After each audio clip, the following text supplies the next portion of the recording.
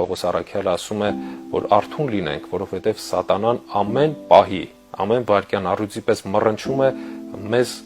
վրա հարձակվելու եւ կործանելու համար։ Եվ Պողոս առաքյալը այս կյանքը կոչում է հոգևոր պատերազմ, որովհետև մենք քրիստոնյաներս, մարդիկ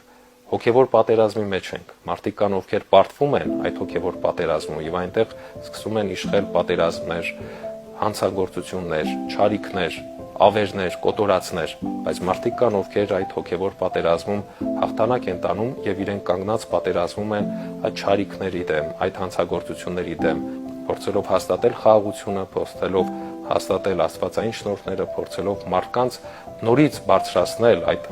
արդեն անկյալ, անասնական, կենդանական գոյության կռվի այդ վիճակներից դեպի աստվածային պատկերով ստեղծված լինելու իր բարձր եւ վեհ գիտակցության։